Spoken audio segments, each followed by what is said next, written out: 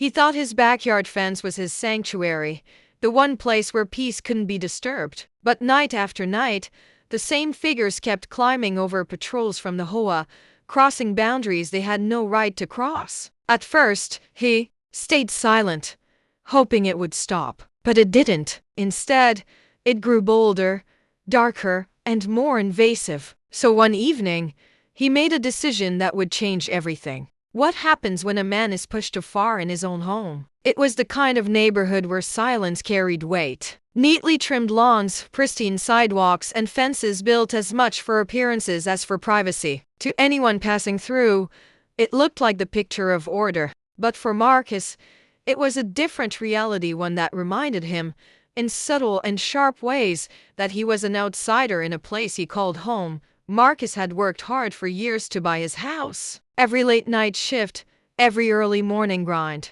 was for this place a modest but well-kept property where he could finally rest. For him, the fence wasn't just wood and steel. It was a line of peace, a barrier between his private world and the one outside that too often treated him with suspicion. Behind it, he could breathe, or at least, he thought he could. Neighbors waved at each other on sunny mornings, but with him, the greetings often stopped at a glance. A polite nod here, a forced smile there. The sense of belonging was always fractured, like he was tolerated but never embraced. He felt it in the way cars slowed when he walked his dog. He heard it in the silence when conversations stopped as he approached. It wasn't loud racism, not the kind splashed across headlines. It was quieter, more calculated, yet just as exhausting.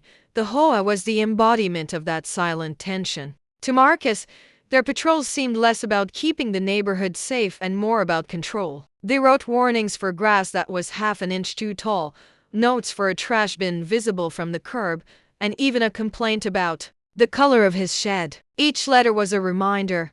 They were watching, always watching. Still, Marcus tried to keep his head down. He believed in focusing on what mattered: his job, his home, his family's visits on weekends. But under the surface, a storm was building, because it wasn't just paper notices anymore. There were the footsteps he heard at odd hours, the faint beam of flashlights cutting across his yard, and the sound of his gate creaking when no one had permission to touch it. The first time it happened, he told himself it was a mistake. Maybe someone cut through by accident. Maybe they thought the property line was unclear. But when it happened again and again, the truth became harder to ignore. These weren't accidents. They were deliberate intrusions: patrols climbing his fence, stepping into the one place they had no right to be. Marcus started sitting on his porch at night, quietly, just watching. His dog at his side, ears perked, eyes fixed on the dark edges of the yard. Every creak of the boards, every rustle of leaves sent a wave of tension through his chest. Was tonight the night they'd try again? Was tonight the night the line between harassment and violation would be crossed? To the outside world, Marcus's life looked normal, ordinary even. But inside, the constant tension wore him down. His home was supposed to be a refuge. Instead, it felt like a battlefield, one where the attacks didn't come with loud threats, but with quiet, invasive acts meant to remind him of his place. And yet, Marcus wasn't powerless. Each intrusion, each step over that fence, lit a fire inside him, a voice that whispered, "Enough is enough." What he didn't know was that the next time the HOA patrol climbed that fence, everything would change. And the decision he made to protect his peace would not only send shockwaves through his neighborhood, it would force everyone to confront what they had been trying so hard to ignore. The first time Marcus saw the beam of a flashlight sweep across his yard, he convinced himself it was nothing. Maybe someone lost a pet, maybe a teenager was cutting through. But then came the second time, and the third. Each night, the shadows grew bolder. The creak of his gate, the muffled sound of boots hitting the grass. It wasn't random. It was targeted. And it was happening over and over again. The HOA patrols weren't just enforcing rules anymore. They were testing him, inch by inch, crossing boundaries with a quiet arrogance. They never knocked on his door, never asked permission. Instead, they moved under cover of darkness, as if his property were theirs to police. To Marcus, it felt Less like a neighborhood watch and more like an invasion, a reminder that even behind his own fence, he wasn't safe. He tried reporting it. He documented the intrusions, filed complaints, even sent emails with timestamps and descriptions. The responses were cold, dismissive, almost mocking. Routine checks. They called it community safety. But Marcus knew better. None of his neighbors were subjected to the same scrutiny. Their gates stayed closed, their yards untouched. His was the only home treated like enemy territory. As the days turned into weeks, the pressure mounted. He found himself unable to sleep, sitting by the window with the lights off, his dog at his feet, listening for the inevitable. The sound of his fence rattling became a nightmare. He lived awake. Every snap of a twig, every gust of wind against the boards sent a jolt through his chest.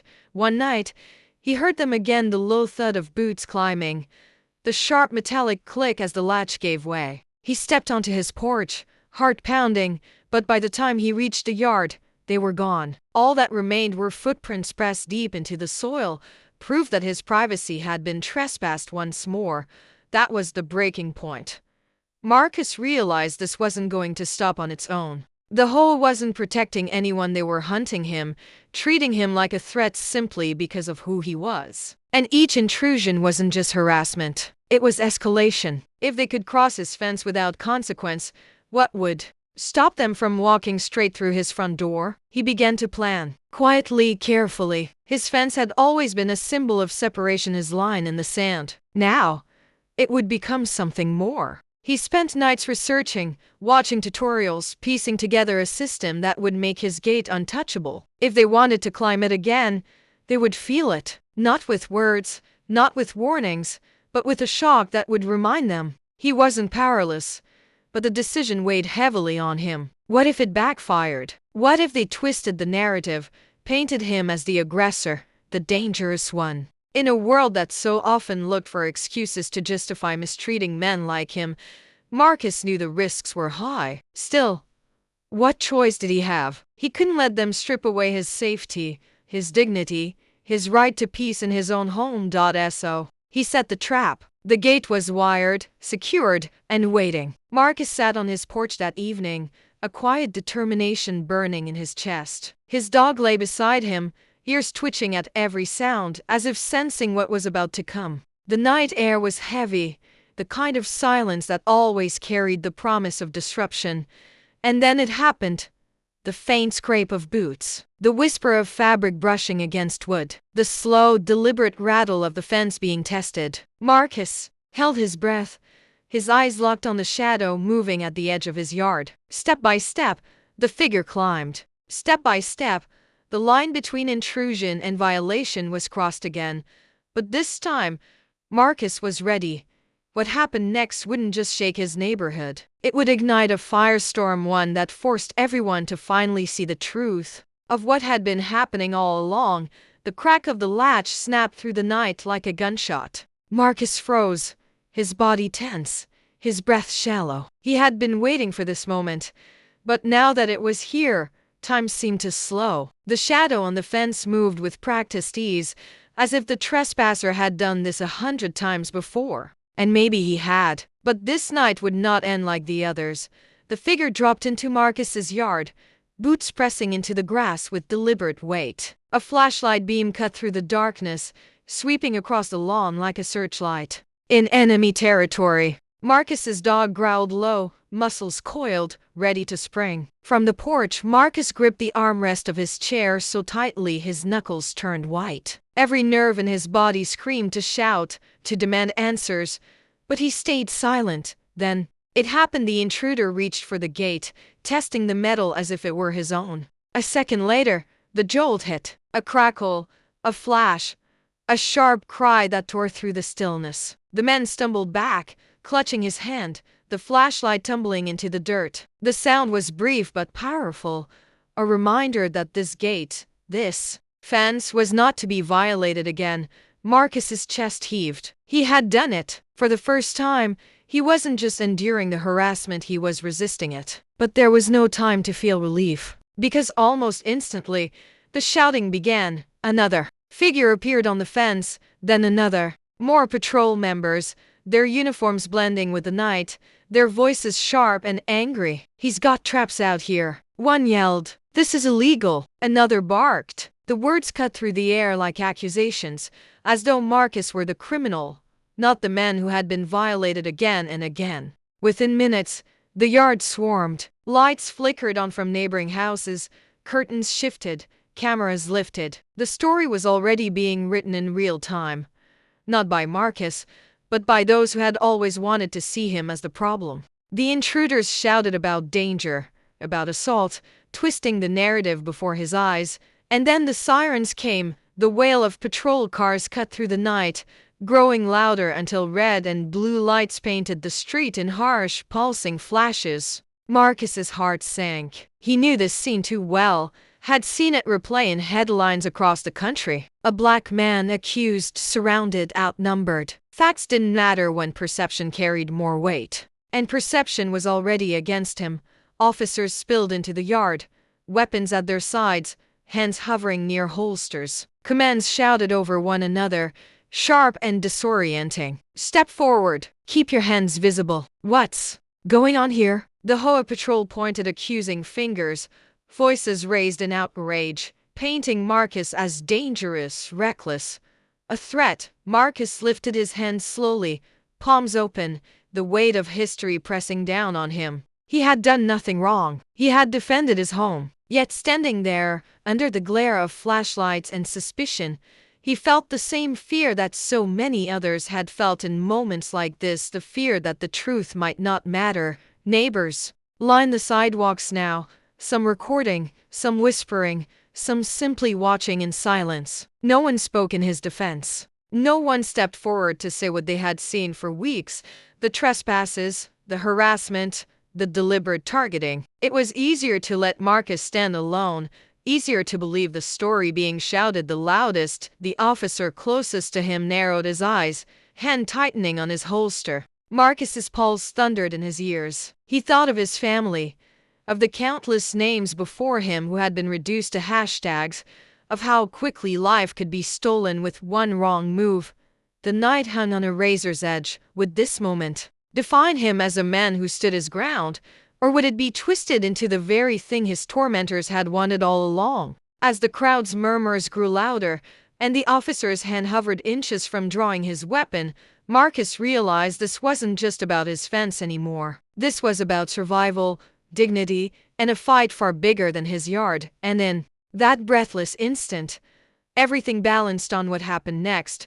The flashing lights eventually faded, but the scars of that night remained. Marcus wasn't arrested, but he wasn't vindicated either. The officers left after hours of questioning, their faces unreadable, their words hollow. The HOA patrol spun their story into paperwork, framing Marcus as reckless, dangerous, even unhinged. And though he stood in his own yard, the truth of what had happened felt buried beneath layers of bias and bureaucracy. The next morning, whispers swept the neighborhood. Some said he had attacked the patrol. Others claimed he had rigged his property like a weapon. Few spoke about the repeated trespasses that had led him there. In a community where perception was stronger than justice, Marcus was once again cast as the outsider, the man to be feared rather than the man who had been wronged.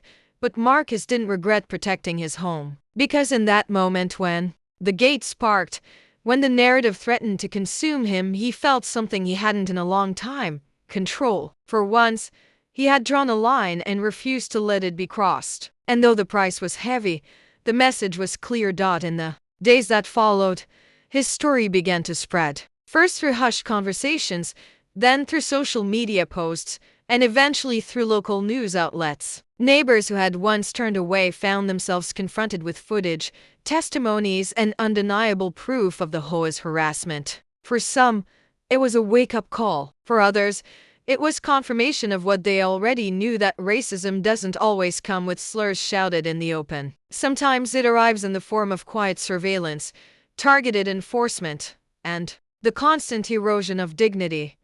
Marcus became a symbol, not because he wanted to, but because his story fit into a much larger pattern. His fence was never just a fence, it was a boundary, a plea for peace, a metaphor for every barrier people of color are forced to build just to feel safe in their own homes. And the attempt to tear it down, night after night, reflected the relentless ways racism intrudes where it does not belong, yet even symbols carry a cost. Marcus knew he would never see his neighborhood the same way again. Every wave from a neighbor felt uncertain, every glance carried questions. The safety he once dreamed of when buying his home had been shattered, replaced by vigilance and resolve. Still, he chose not to move, not to run, because leaving would mean surrendering not just his property, but the principle that he had every right to exist without harassment, without fear, without justification. And that's where the impact lies. Marcus's story is not just his own, it belongs to countless others who find themselves policed in spaces they've earned, spaces they've built, spaces they've called home. It is a reminder that racism adapts, taking forms that are quieter, more insidious, but no less destructive. And unless it is confronted, it will continue to creep over fences, through doors, and into lives.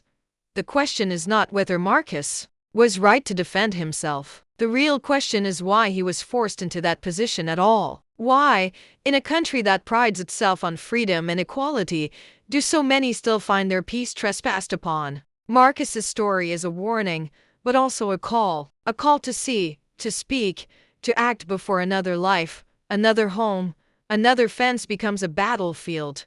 Because the truth is simple. No one should have to electrify their gate just to be left alone. And so we're left to ask ourselves, if silence allows these stories to repeat, then how many more times will it happen before we finally decide enough is enough?